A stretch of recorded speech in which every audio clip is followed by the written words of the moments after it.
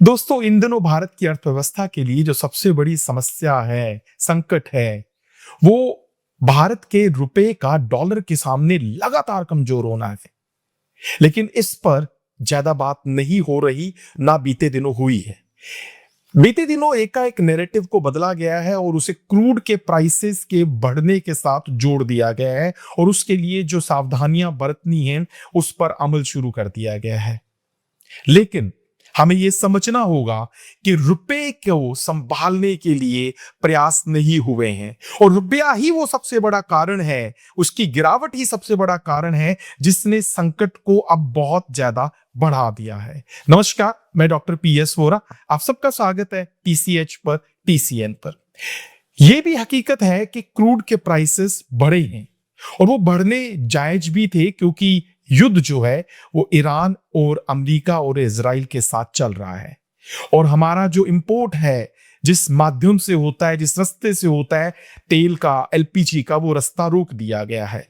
तो वो तो हमें पता था ऐसा होगा, लेकिन प्रश्न ये उठता है कि सरकार ने रुपए के मूल्य की गिरावट को रोकने के प्रयास क्यों नहीं किए और ये बात क्यों हमसे छुपाई जा रही है, ये बात चर्चा में क्यों नहीं है कि रुपए का गिरावट जो है वो युद्ध से पहले से बहुत भयंकर लेवल पे हो रही थी। सरकार ने उस समय उसे रोकने की कोशिश क्यों नहीं की।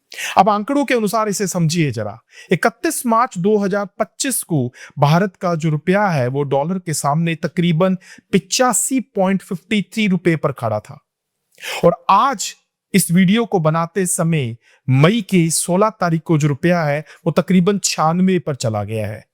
यानी 85 से लेकर 96 तक का दौर जो भारत ने देखा, और इसमें गिरावट है तकरीबन 12.5% की। लेकिन अब यह भी हमें समझना होगा कि आज का दौर तो युद्ध का दौर है, लेकिन युद्ध शुरू हुआ है फरवरी के आखिरी दिनों में। अब मैं आपको फरवरी के आखिरी दिनों से जरा पीछे ले जाता हूं। जनवरी के आखिरी तक जो भारत का रुपया था वो 91 रुपए पे पहुंच गया था, यानी तब तो युद्ध नहीं था। यानी 85 से शुरू होकर 91 तक पहुंचना, यानी उस दौर में युद्ध से पहले तक, पिछले वित्तीय वर्ष में 25 से लेकर युद्ध से पहले तक भारतीय रुपए में डॉलर के सामने 9% की गिरावट हुई है और उसी गिरावट ने भारत की अर्थव्यवस्था की कमर तोड़ी है। और युद्ध से लेकर आज तक, यानी फरवरी से लेकर मई 16 तक जो भारत का रुपया है डॉलर के सामने, वो गिरा है 4.40%, यानी 91 से 95 पर आया है। अब बात यह है कि ये क्यों हमें नहीं समझ आता कि भारत की आर्थिक नीतियां फेल हुई हैं युद्ध से पहले रुपए को स्ट्रॉन्ग करने में। क्या कारण थे? हमें लगता है कि कारण अमेरिका की टैरिफ की नीतियां थी। अमेरिका ने जो टैरिफ बढ़ाया वो एक कारण था, यही हमें समझाया गया है। ठीक है, अमेरिका की टैरिफ की नीतियों को हम एक पक्ष लेकर चलते हैं, लेकिन हम ये क्यों भूलते हैं कि भारत के स्टॉक मार्केट से एक बहुत बड़ी, भयंकर, बड़े वाले लेवल की जो विक्रय किया गया है एफपीआईज के द्वारा, उन्होंने भी भारत के रुपए को तोड़ा है। अब मैं आपको आंकड़ों के साथ बताता हूं कि पिछले 130 दिनों में, यानी इसी साल के शुरुआती 5 महीनों में, भारत के स्टॉक मार्केट से 2 लाख करोड़ की बिकवाली की है एफपीआई ने। मई के बात ही करता हूं, मई में अभी तक करीब 15,000 करोड़ रुपया एफपीआई निकाल चुका है और इसके कारण ही भारत का जो रुपया है वो एशिया की सबसे कमजोर करेंसी बन गया था। स्टॉक मार्केट में जो एफपीआई ने पैसा निकाला है उसने भारत के रुपए को तोड़ा, लेकिन हमने जो नैरेटिव सेट कर दिया वो क्रूड पे सेट कर दिया।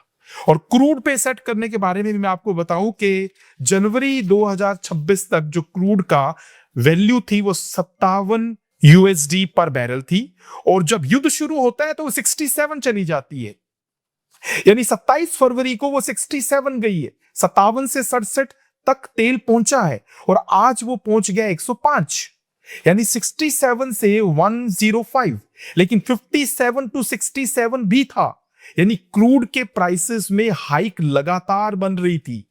अनडाउटेडली इस दौरान, युद्ध के दौरान, उसके मूल्य 67 से 105 तक पहुंच गए, जो तकरीबन आप देख के चलते हैं कि करीब 40% की बढ़ोतरी है। ठीक है, इस बात में हमें सरकार को हमें उनका शुक्रिया अदा करना चाहिए कि 67 से 105 पहुंचने पर उन्होंने डोमेस्टिक मार्केट में जो क्रूड के प्राइसेस हैं उसे 3 रुपया या 4 रुपया पेट्रोल डीजल पर बढ़ाया। लेकिन क्रूड के प्राइसेस लगातार बढ़ने शुरू हो चुके थे। 57 से 67 तक की भी एक स्टोरी है।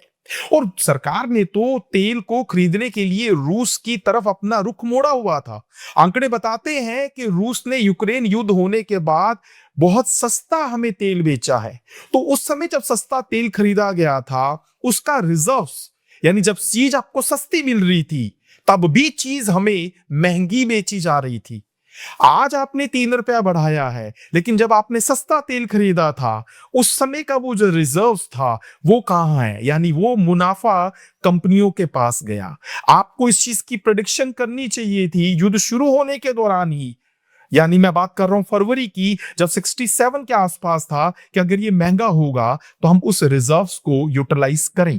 तो शायद सारांश ये है जिसे हम नहीं समझने की कोशिश कर रहे हैं कि नैरेटिव जो है वो क्रूड के प्राइसेस की तरफ जोड़ा जा रहा है। नैरेटिव जो है वो सोने और चांदी के इंपोर्ट की तरफ जोड़ा जा रहा है, जो हमारे इंपोर्ट बिल का 9% है। ये बात सही है कि सोना का उपयोग जो है वो हमारे यहाँ एक तरीके से उसका जो पर्पस है वो एक कंस्ट्रक्टिव पर्पस नहीं है उसके बाइंग का। हम लोग उसको अलग तरीके से उसका कंजम्पशन करते हैं, लेकिन फिर भी 9% ही उसका हमारे इंपोर्ट बिल में आता है। और ये आके कह देना कि आप उसे नहीं खरीदेंगे, तो जो असंगठित क्षेत्र है जो सोने और चांदी के माध्यम से लोगों को रोजगार देता है, उनके रोजगार का क्या होगा? और इस अनाउंसमेंट को करने के जब 3 दिन बाद आपने एक्साइज ड्यूटी बढ़ानी ही थी, तो उस अनाउंसमेंट को करने की जरूरत क्या थी? आप सीधा एक्साइज ड्यूटी बढ़ा के सोने और चांदी को महंगा कर सकते थे। जिन्हें नहीं खरीदना होता वो नहीं खरीदते। लेकिन डर का वातावरण जो पैदा किया गया, उसने अनिश्चितता को और बढ़ा दिया है। उसने अनिश्चितता को बढ़ाया है। अब बात यह है कि आपने शायद इस नैरेटिव के माध्यम से जो रुपए का अवमूल्यन हो रहा था, जो रुपया लगातार गिर रहा था, उसको छिपाने की कोशिश की है। अब एक बात हो, जीएसटी के आंकड़े भी हमें समझने पड़ेंगे। हमारी अर्थव्यवस्था कोई बहुत ज्यादा नेगेटिव नहीं हो गई है।